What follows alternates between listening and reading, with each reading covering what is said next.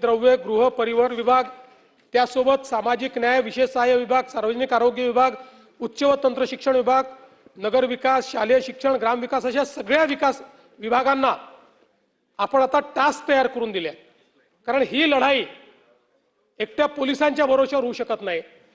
यामध्ये वेगवेगळे जे काही घटक आहेत त्या सगळ्या घटकांना whole of the government approach मध्ये आता प्रत्येकाची टास्क प्रत्येकाला दिलेली आहे आणि त्यातनं एकत्रितपणे आपण हे काम चालू केलंय।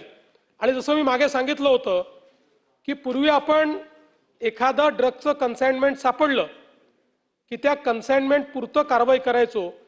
आता आपण फॉरवर्ड आणि बॅकवर्ड लिंकेज शोधणं सुरू केलंय आणि म्हणून आपण जर बघितलं तर आगरीपाडा पोलीस स्टेशन उदाहरणासारखं सांगतो की या ठिकाणी एक 25/5/26 ला ज्यावेळेस एक आपण रेड केली आणि पकडलं आणि मग त्याच्यानंतर त्यांच्याकडनं चौकशी करून ज्यावेळेस आपण बॅकवर्ड लिंकेज मध्ये गेलो त्यावेळी आपल्याला एमडी बनवण्याची प्रयोगशाळा मिळाली।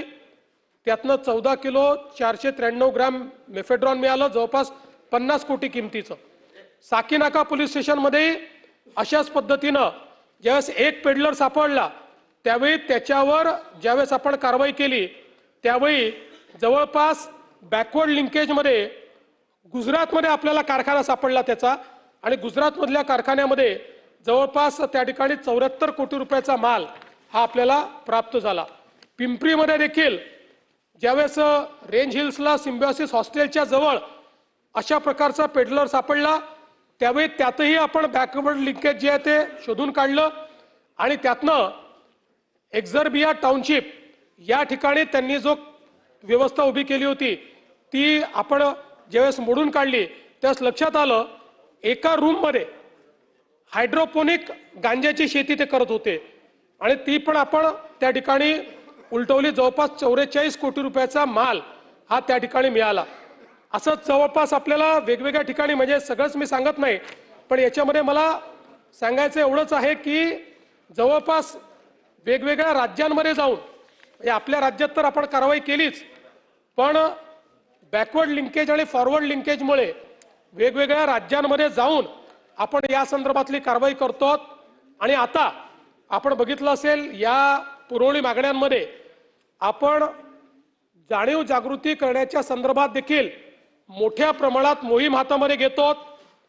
सगळ्या शाळा कॉलेजेसच्या आजूबाजूचे अशा प्रकारचे जे ठेले किंवा त्या ठिकाणी ज्या ठिकाणी पोटेन्शियली ड्रग्ज किंवा नार्कोटिक्स विकले जातात ते उद्ध्वस्त करण्याचं काम चालू आहे। 2-3 हजार अशा प्रकारच्या स्ट्रक्चर्सवर प्रत्येक शहरामध्ये कारवाई आपण सुरू केलेली आहे।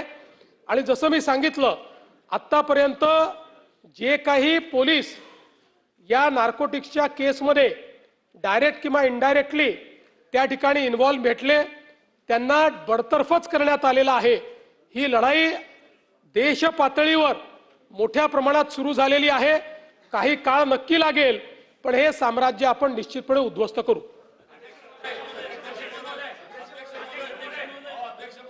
माननीय मुख्यमंत्री महोदयांच्या नेतृत्वात ड्रग्स फ्री महाराष्ट्र आणि अध्यक्ष महोदय ज्या प्रकारे नार्कोटिक सेलच्या आणि विविध पहलूला लक्षात घेऊन अध्यक्ष महोदय जी कारवाई होत आहेत अति उत्तम आहेत।